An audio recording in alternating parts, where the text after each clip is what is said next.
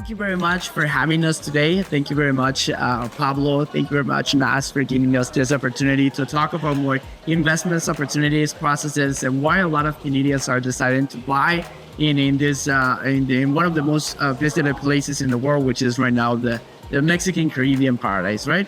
So first of all, I want to introduce you. This is Pablo. He's a Canadian investor and broker here in Canada, correct? And she's Nas. She's an investor as well in Canada and in Riviera Maya. Both have been buying properties in the Riviera Maya because they have seen the opportunities and they're going to share with us the experience and what they're seeing in the market between Canada and Mexico. And then again, your guest, Carlos. I'm one of the managers of My Ocean. And of course, I'm the ambassador, so I'm here to make these presentations reality. So my first question to you will be, what have you seen the difference, or what do you think were the three top reasons why Canadians are buying right now in Playa, or in Tulum, in Cancun? What do you think are the reasons, or why did you choose to buy there? One of the major reasons is the price. Oh, the price. The price that we find here properties is, not the same price that you can find there. What you can get here is not the same what you can get there. Second thing is like an investment right now. For example, if you are a Canadian and you want to get a cottage here, it's a lot of changes happening right now. One of the major changes is the capital gain. It was 50%, and now it's going to increase if the federal budget 2024 get approval. For June 25, it's going to increase to 66.67%. So with that capital gain in mind and all these changes, people are thinking twice to buy a cottage here or, a recreational property. So might as well to invest your money somewhere else. And I think Mexico is perfect. And the third main reason, I think, is the time, actually. It's a lot of flights every day, very easy. 3 hours and a half, that is almost the same that you can spend from the city to a cottage. So I think, for me, those are the three main reasons.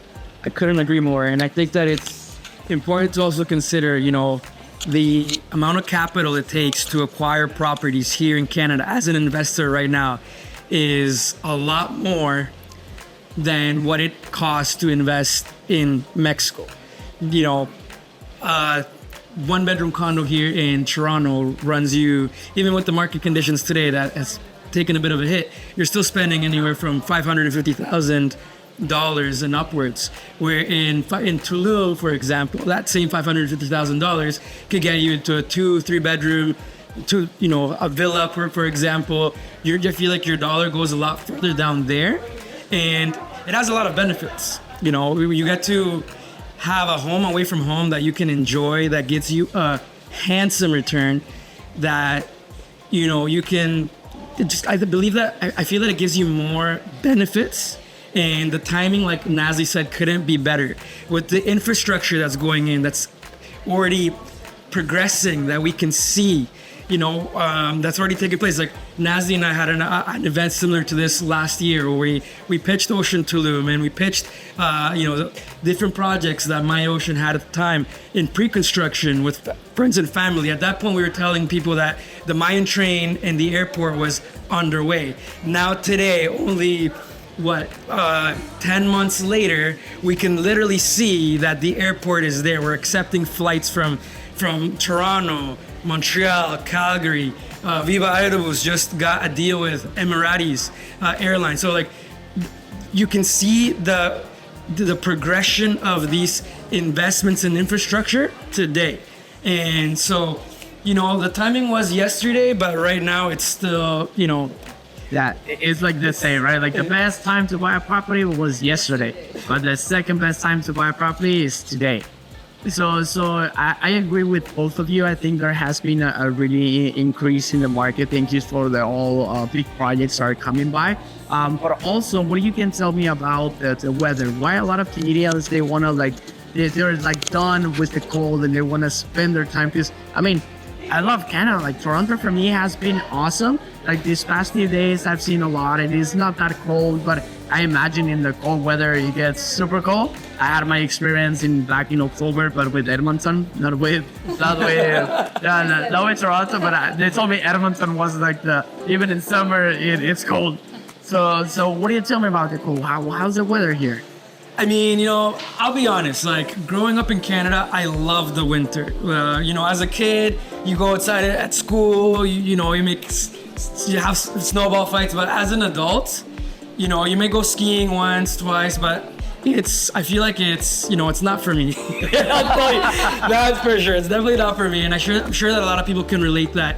It's nice to have the option to have a home away from, like as I mentioned, a home away from home that is very accessible. Flights are relatively, they're not expensive. You're 3.5 hours away. It costs you more to go to a cottage here than it costs you to fly to the Riviera Maya. And if you're staying at your own place, it also reduces your hospitality costs. To me, it's a no-brainer. I feel like if you've ever thought about having that ability to have, sun, cenotes, parks, festivals, disposal. Yeah. The Riviera Maya is the place to be. The other day I was doing with the jet ski, like the water jet ski, and I was having so much fun just looking at the bluish and being there, and then coming back to the beach. Also, I think one of the reasons that a lot of Canadians are going there are for prices, like the general life. What you can tell me about the general life in Canada? How much it costs you to be here? Like, what will be the average monthly income for a family to have in order, like, to live a good life? Like, for example, being in one of these buildings, for giving an example. Number one, if you work remotely, that's what happens when COVID starts, and a lot of people have the opportunity to just go and live somewhere else. With the money that these remote workers can make in the States or Canada, you can live a completely different lifestyle in Mexico. Number two, because when they are not using their property, they can make some extra income. And in comparison with here, well, if you still, working and living here, like our case, it still is very inconvenient because it's like 3 hours flight.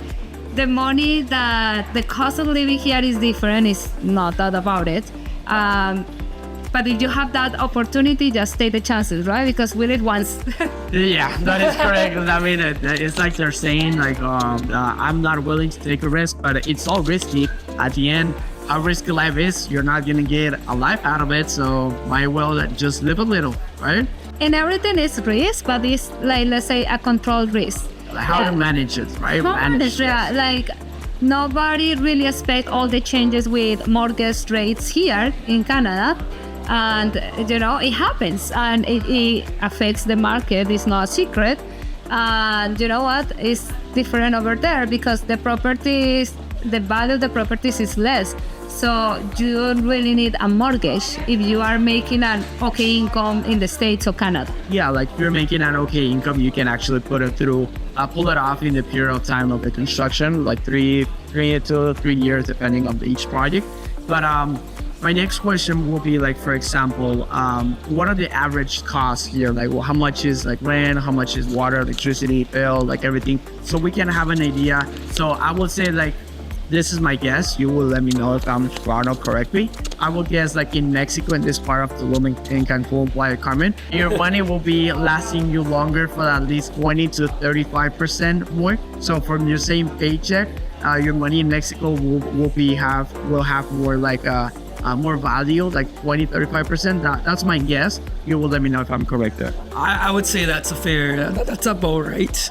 I think that I'll give you an example. In these beautiful condominium buildings, you're paying, anywhere from $500 to $800 per month on maintenance fees. Maintenance. So that's like, the HOA for the people in the States.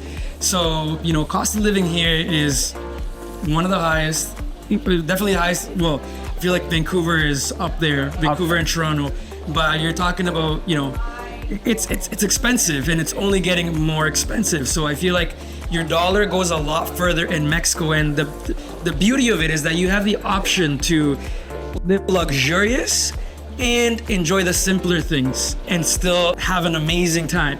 One night you can go to a Michelin star restaurant, and then you can go to a taco stand. That's gonna be delicious. So like, your dollar definitely goes a lot further there. Yeah. You can have experiences of a lifetime There's so much to see, so much to do. It's not just beach. You know, there's lagunas, there's a biosphere, the jungle. The jungle is beautiful. Cenotes. So I feel like there's a lot more variety, a lot more if you're adventurous and you like to mix it up. There's so many landscapes there for you to explore. You'll never get bored. Perfect. So if you can now tell me, I've heard before, and I have some clients that they have done this. What is the idea about getting the equity from their home and getting the best interest rate here instead of using the Mexican interest rate to buy their secondary home or their investment property in Riviera Maya? Like, how does that work? Like, what's the equity mortgage loan, and what's the 401k as well? Like, how would you explain those things? Great question, Carlos. So it is actually quite advantageous for people that have invested here and had properties for a while that have earned that equity, for them to, instead of selling it and having to pay the capital gain, you could refinance your property and take some of that equity out tax-free, and then you could use that to invest in Mexico. And you have a place that's paid in Mexico from the equity that you've earned here.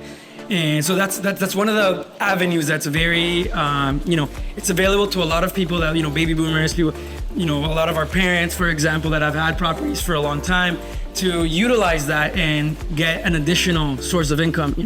Get a property that you can Airbnb, that'll give you a monthly cash flow, and it's also going to appreciate down there. So definitely refinancing, taking equity out, and using that equity smartly to put it into an investment in Mine Riviera. That is a very strategic choice for investors to look into right now. Yeah, and also some people can use the RSPs. Yes. RSPs. So RSPs are like similar to the 401k, like the retirement accounts? You could say that. They're similar to the 401k. RSPs is a registered retirement. It's like your pension fund, essentially. Yes. You pay into it. You have employee contributions from people that work jobs, and so you there's an option for you to take some of that money out. People that have contributed for, you do have to have that contribution in there, right? So it's not like you can just access it without having contributed to it. But people that have contributed to their RSPs, there's a program through a company called Seaport Credit that's in the Mine Riviera that can actually help Canadians take money from their RSPs and use it as a down payment, or as to pay down their property in Mexico. And through the course of 10, 20 years, you can actually pay yourself back so that you are back on track by the time you are set to retire. But you ended up investing in an opportunity that gave you a much better return had you just left it, in comparison to have just left it in your RSP. So that is another creative financing strategy that is available to Canadians. Wow, that is something amazing to be able to have different tools and to have different finance vehicles to be able to invest in different scenarios and places. And I think right now it's a good opportunity to take advantage of the Mexican market before the prices start going even higher. Because at the end in Mexico, if we look at the charts, we usually go up in prices. Like it's really rare to see a price goes down, and especially in these hot spots that are the high touristic destinations. So that's something to consider. Do you have any questions for me? I do. So one of the most common questions here is, a Canadian person can buy property in Mexico? Yes, that is one of the most common questions, and then this usually gets a little confusing, so bear with me. In Canada and the United States, you guys use a trust. So in Mexico, we have the same thing, the trust, but we use it for buying property. So when you're a foreigner, you're required to have a trust in order to get the property. So basically it would mean that the bank will own the property and you own the trust, all the rights, and you own everything that has to do with the property. You can sell it, rent it, you can even how do you call it? Like you can heritage? You can pass it on. You can pass it on basically. So that's how it works in the fideicomisos. They have a life for almost like 60 to 90 years in total, and when that's over, you need to renew it. So it's basically forever. And even if the bank has a problem, those assets or those trusts are not part from the bank. So basically, we're just using the account or the holding. So that's one of the ways. The other one is to open an LLC. my recommendation, if you're buying one property, use the trust, because at the end of trust, when you resell it, because it's your primary residency, you won't get any capital gain tax, and you can do this every 3 years. So if you're planning like to switch up properties every 3 to 4 years, use the trust. If you're planning to have more properties, then you can use now the LLC and take advantage of the tax benefits and how to deduct them, which we have a course for doing that as well. And it is so easy to do them in Mexico. Perfect. Okay, so what about taxes? Let's talk a little bit about taxes because we already talked how taxes were here. Yeah. So perfect. So taxes in Mexico are a little different. For example, our property taxes are only 0.002%. So to give you an example, for a condominium like here that costs like $500,000, in Mexico you'll be paying around like between $450 to $500 a year. So basically it's like nothing. Yeah. And if you pay the first month, you get a discount. Yeah. So have that in mind. And what about capital gains? For capital gain, this is the tricky part. So most of foreigners, they think capital gain is gonna be only 30%. But this is if you don't really get advice and if you don't really get an accountant. So all of us Mexicans, we get an accountant and they help us with different strategies to lower the tax percentage. There's one of the ways that you can do this, that you have to get your residency and then your work permit. After getting all this information, you can go through one of the like brackets, tax brackets that is called Reciclo, which in this bracket you only pay 2.5% of income tax from up to $150,000 a year. So imagine if you win equal to $150,000 a year, you only have to pay 2.5%, which is around like $3,500 a year, which is nothing. Exactly. Do you have any questions? I do have a question, Carlos. I feel like I'm asked, is Mexico safe? Or people have that kind of reservation. And, even from my personal experience, I've been there with my wife, my son. We've never felt unsafe. We've never had any bad experiences. Things happen everywhere, even here downtown Toronto. If we actually take a direct comparison, it's actually worse here. But people are always skeptical, and they have the mentality. What would you say to somebody that has that? Ah man, so everybody thinks that's like the topless question we like ask all the time. Like, is it safe? This is this. I know there's a lot of news here that they show like, oh, Mexico this, Mexico that, and that's look. This is all over the world, you can find a dangerous place like any part of the world. If you go to New York, you get into the bad neighbors, you can get mugged, you can get this, you can get that. If you go to Thailand or like Bali, you can get the same thing. So every part, I went myself to Italy and I got robbed, and I was in Italy. I felt bad because there was this lady just screaming at me and putting a map on the table and took my stuff. So that's different. I've never been robbed like that. So in Mexico, I've been living the past 7 years in the Riviera Maya. I'm from the center of Guadalajara, and for example, in the center, you do have to be more careful, like leaving your stuff in the car. Of course, if you leave your phone unattended and you're like walk away, like something could happen, that's normal. But in general, 95% of the economy in Riviera Maya, they depend on the tourists. So this is something important because they now understand that if they start doing this type of things, people are gonna stop coming, and if they stop coming, they'll starve. So economy is gonna lose, everything is gonna go down. So they're not that really into it. So they make sure they have everyone protected. And this is something important information for you guys, because at the end, I have some clients that they're like, oh look, at the military, they have guns, they have this. So basically, we have 3 different cops in the area. The first one is the local cops. Those one we call them estatales. Then we have the federal cops, and then we have the National Guard security. So those 3 cops are the main reason they maintain the order, and they make sure that everyone is protected, that everyone has to be in the same place, and that everyone and the economy keeps functioning, right? So in other words, it's really safe. And also all of the buildings, like all of our apartments, they have private security 24/7. So they have a guy that is always going to be looking out. They have security cameras, and there's always cops like moving and going around the places. So you will never have an issue with anything. Yeah, you know what? I had amazing experience there too. Like sometimes I have been in restaurants and I forget things and I just leave. And next day I'm coming back and they give it back. And you know, They have your stuff. Yeah, they have my stuff in a bag and this is yours. And they are like, yeah, sign here that you pick up because you know, like yes, it's mine, it's mine. Yeah, like we don't want to get any trouble. Like saying, yeah, we didn't deliver to the right person. Yeah, so there's a lot of honesty in those parts because they really appreciate the tourism that we're receiving. So they want to make sure they take care of themselves. Now my question to you guys is, I know you bought a place. Congratulations, first of all, congrats. So what has been your experience? How was the process? Was it difficult? Was it easy? Like we all know in the area, all the legal workers, like the notaries and lawyers, they take their time. That's the difference from the city. But apart from that, how was that experience? Well, for me, it was very pleasant. I'm a realtor here, so I know how things work here in terms of times and lawyers and all this. So if I am crystal clear, I will say that Mexico moves in different times. Of course, here is also delays, but I will say if you go into the bank in Mexico, you need to have different expectations, you know. If you go into the lawyer in Mexico, you need to have different expectations. Things happen.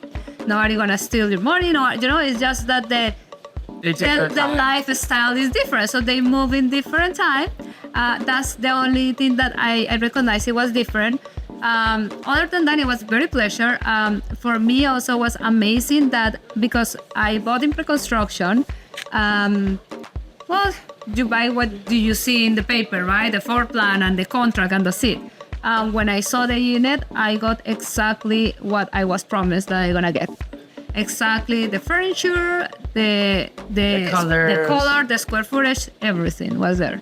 So basically, you bought a place that was in pre-construction. When you saw it in the blueprints, it was the same exactly layout, colors, finishes once they delivered the unit. Yeah, that was 100%.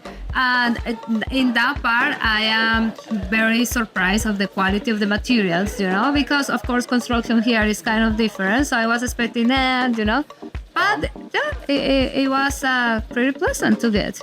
You know, we have a saying that we Mexicans, we know how to build. So that's for sure. That's for sure. Everybody wonders who built the pyramids in Egypt, but nobody wonders who built the pyramids in Riviera Maya, right? They know we're Mexicans. And you know what? I never advise somebody to do something that I never had been doing or I wouldn't do. So I see opportunity. I see growing in Tulum, growing in Playa del Carmen, growing in the whole area. And I see actually the government is investing a lot of money in that area with the main trial, with the airport. A lot of things happening right now. So I think it's just timing, and timing in real estate is everything. It's key factor. Yeah. You know, how about you, Pablo? How was your experience? I mean, I feel like my experience is a little bit biased in the sense because, you know, I'm Mexican Canadian, so I've always had the desire to go back home. And, you know, being able to provide un patrimonio, you know, something for my family down the road is, to me, it's invaluable. But what I can't say, you know, when people tell me like there's delays, you know, I live in a city we're used to having things at our disposal quickly. But isn't that part of the reason why we choose to invest abroad in the Caribbean? Like we want that laid back lifestyle. So, you know, these things come with like controversial, right? Yeah, like, you know, it's in contrast, but I feel that, you know, it's been a great experience overall, and I'm very glad I did it. Had I not done it, I would be looking right now at the prices being like, I should have bought that. Yeah, very glad I did, but you know what?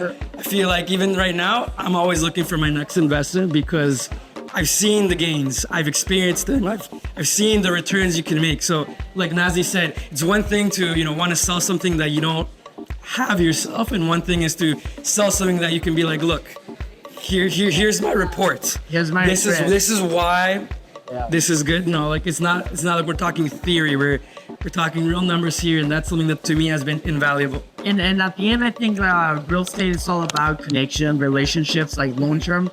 There's a lot of brokers that they just see like one thing at a time. You know, they see like, oh no, it's just one transaction, but it's not like that. Like for us, at least in my ocean, we usually try to keep our clients happy. We try to be as transparent as possible. We try to tell them what's going on in the market, like what's the status of everything, because that's the what it matters. You know, what it matters is at the end, at the far at most, that you're happy with your investment. That if things happen, we're taking responsibility for them, and that we are making sure that we're going to continue in business, right? Because at the end, I think that's all about real estate. Absolutely. Real estate is all about relationships. And I've said this before and I'll say it again, me personally, I'm not here to make a sale. I'm here to build relationships that are going to last, a long time. I want to have people that are going to be happy that they met me because now they have a property, and then they can have another one. I want to build long-term relationships. And, that's what I think that My Ocean Real Estate is here for, because you guys have a turnkey opportunity, turnkey business for investors from A to Z. And I think that makes the world of a difference. So thank you, Carlos, for again coming here. Thank you, Ileana. Thank you, My Ocean, for sending you guys and showing face and doing that. You guys are serious, and thank you. Oh, I appreciate it a lot. Thank you very much, Pablo, for helping us with this whole presentation, with this video that we're doing. Thank you very much, Nas, for helping us showing the best properties as well, to sharing your place for us as well, to opening your house to the company. And I think we'll make a really a huge step right now here in Toronto market, because we've seen a lot of people are peaking right now with Mexico, and I think that's like the key factor, right? Help them see what's the benefits in the area, what they can get, and then of course, like you say, make relationships that last forever. So this is just the beginning of our friendship. Thank you very much for participating in my video. I appreciate this a lot, and this will be for you guys to understand how we're doing things in business here in Toronto, and how we're going to continue to grow and even get more properties for everybody to be happy. Thanks to you for having us. Gracias. Ciao, ciao. Ciao.